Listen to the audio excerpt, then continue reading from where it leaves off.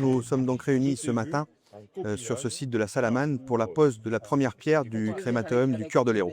L'ADN de notre municipalité, c'est de rendre service aux habitants. C'est la notion de service public à la population. On sait très bien qu'en ce qui concerne ces périodes douloureuses, où l'on perd un ami, un être cher, etc., choisir la crémation plutôt que l'enterrement, c'est un choix qui est partagé par à peu près la moitié des gens aujourd'hui. Il ne faut pas en rajouter avec des trajets à effectuer à Montpellier, à Béziers, etc. Donc il y a une notion de proximité qui nous a conduit à agir dans un très grand territoire où il n'y a strictement rien. Et c'est aussi une façon pour nous de soulager la peine des gens qui perdent un être cher. Le bâtiment va se déployer sur plusieurs centaines de mètres carrés et regroupera surtout deux salles de cérémonie.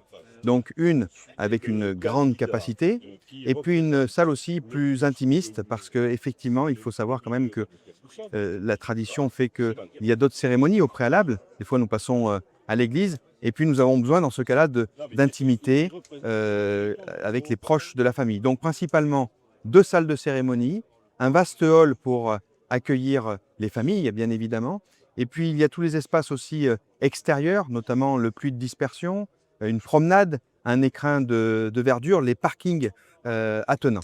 La commune n'est pas maître d'ouvrage, puisque nous avons traité le dossier en délégation de service public. Il y a eu des candidats, l'unanimité s'est faite pour retenir ce trio très intelligent, Clermont-Ferrand, Béziers et Clermont. Ils s'entendent bien, ils travaillent ensemble. C'est une valeur ajoutée considérable. La difficulté de ce projet, il ne faut pas oublier qu'avant tout, c'est de replacer l'humain au centre des préoccupations. Et en l'occurrence, cette zone de la Salamane, effectivement, est une zone plutôt à caractère industriel.